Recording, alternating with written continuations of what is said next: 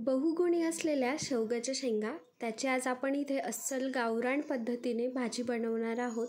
चला तर मग वेळ वाया न घालवता रेसिपीला सुरुवात करूयात।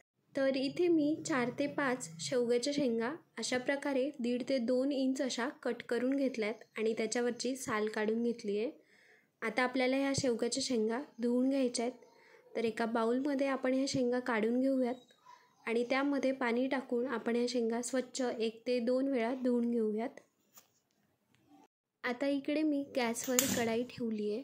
आता यामध्ये 2 ग्लास पाणी टाकून घेऊयात आणि 1 चम्मच आपल्याला इथे मीठ टाकून घ्यायचं आहे। पाणी थोडंसं गरम होऊ देऊयात। पाणी गरम झाल्यानंतर यामध्ये आपण आता शेवग्याच्या शेंगा टाकून घेऊयात आणि फक्त 1 उकळी येईपर्यंत आपल्याला ह्या पाण्यामध्ये या शेवग्याच्या शेंगा शिजवून घ्यायच्या आहेत। असं केल्याने शेवग्याच्या शेंगातील जेव्हा आपण गर खातो तेव्हा अजिबात अळणी लागत नाही आणि शेवग्याच्या शेंगाचा जो थोडासा तुरटपणा असतो तो पण नाहीसा होतो। तर इथे तुम्ही बघू शकता पाण्याला छान अशी उकळी आली आहे। आता या ठिकाणी आपल्याला गॅस बंद करून घ्यायचा आहे। आता आपण भाजीसाठी लागणारं वाटण तयार करून घेऊयात। तर वाटण्यासाठी इथे मी 2 मीडियम साईजचे कांदे अशा प्रकारे जाडसर कट करून घेतलेत। आपण आता हे कांदे भाजून घेऊयात। आता इथे मी तुम्हाला एक टिप सांगते। कोणत्याही मसाल्यासाठी जेव्हा आपण कांदे भाजतो तर कांदे भाजत असताना स्टार्टिंगला आपल्याला कोरडे कांदे भाजून घ्यायचेत आणि कांद्यावर असे थोडेसे चटके पडले की मग त्याच्यामध्ये आपल्याला थोडंसं तेल टाकून परत भाजून घ्यायचेत। अशा प्रकारे कांदे भाजले की लगेचच कांदे मऊ पडतात आणि लवकर भाजले जातात। कांदे मऊ पडले की या ठिकाणी आता आपल्याला इथे गॅस मोठा करायचा आहे आणि अर्धा मिनिट आपल्याला मोठ्या गॅसवर कांदे छान असे परतवून घ्यायचेत। असं केल्याने कांद्याला आणि आपण जो मसाला बनवतो त्याला छान असा स्मोकी फ्लेवर येतो। तर इथे आपले कांदे छान असे ब्राऊन रंगावर भाजून झालेत। आता आपण याला साईडला करून घेऊयात। इथे आता लगेचच आपण खोबरं भाजून घेणार आहोत। तर या ठिकाणी मी खोबऱ्याच्या अशा पातळ स्लाइस केल्यात जेणेकरून खोबरं पटकन भाजलं जाईल। खोबरं छान असं भाजलं की लगेच आपण यामध्ये 10 ते 12 लसणाच्या पाकळ्या आणि 1 ते 1.5 इंच आल्याचा तुकडा टाकून घेणार आहोत आणि अगदी थोडा वेळ आपल्याला हे लसूण आणि आलं यामध्ये परतून घ्यायचं आहे। आणि आता गॅस बंद करून यामध्ये थोडीशी आपल्याला कोथिंबीर टाकून घ्यायची आहे। ही कोथिंबीर आता या मसाल्यामध्ये फक्त मिक्स करून घेऊयात आणि आता हे मसाले थंड करून घेऊयात। मसाले थंड झाल्यानंतर एका मिक्सरच्या भांड्यामध्ये आपल्याला हे सगळं साहित्य टाकून घ्यायचं आहे आणि एकाच वेळेस हे सगळं साहित्य आपण बारीक करून घेतोय म्हणून यामध्ये अगदी थोडंसं पाणी टाकून आपल्याला हे छान असं बारीक दळून घ्यायचं आहे। आपण आता हे दळून घेऊयात। तर हे बघा अशा प्रकारे आपल्याला इथे बारीक असं वाटण तयार करून घ्यायचं आहे। आता आपण लगेचच भाजीला फोडणी देऊन घेऊयात। तर गॅसवर इथे मी कढाई ठेवली आहे। कढईमध्ये 1.5 ते 2 पळी तेल टाकून घ्यायचं आहे। तेल थोडंसं गरम झालं की यामध्ये आता 1 चम्मच आपण जिरे टाकूयात।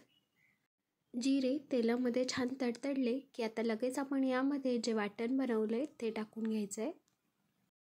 हे वाटण आता छान असं तेल सुटेपर्यंत आपण भाजून घेणार आहोत। हा मसाला भाजत असताना आपल्याला गॅस लो टू मीडियमच ठेवायचा आहे। कुठेही गॅस वाढवायचा नाही आहे। जेवढा छान आपण मसाला भाजू तेवढी छान आपली भाजी होते म्हणून अजिबात काही करायची नाही। छान असं लो टू मीडियम गॅसवर आपल्याला हे वाटण भाजून घ्यायचं आहे। तर हे बघा अशा प्रकारे आपल्याला हे वाटण भाजून घ्यायचं आहे।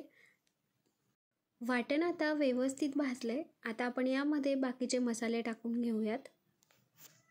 मसाल्यामध्ये इथे मी 1 चम्मच लाल तिखट, अर्धा चम्मच हळद, 1 चम्मच धनेपूड, अर्धा चम्मच मीठ आणि 1 चम्मच काळा मसाला घेतला आहे। आता या मसाल्यांचं प्रमाण तुम्ही तुमच्या आवडीनुसार कमी किंवा जास्त घेऊ शकता। हे मसाले ह्या तेलामध्ये टाकून आपल्याला परत एकदा अर्धा मिनिट परतवून घ्यायचेत। मसाले परतवून झाले की आता आपण यामध्ये बॉईल केलेल्या शेंगा टाकणार आहोत। या शेंगा आता मसाल्यामध्ये व्यवस्थित मिक्स करून घेऊयात जेणेकरून सगळ्या शेंगांना मसाला व्यवस्थित लागला जाईल। 1 मिनिट आपल्याला हे शेंगा मसाल्यामध्ये परतवून घ्यायच्यात। मसाल्यामध्ये शेंगा व्यवस्थित मिक्स झाल्यात. आता आपण यामध्ये पाणी टाकून घेऊयात.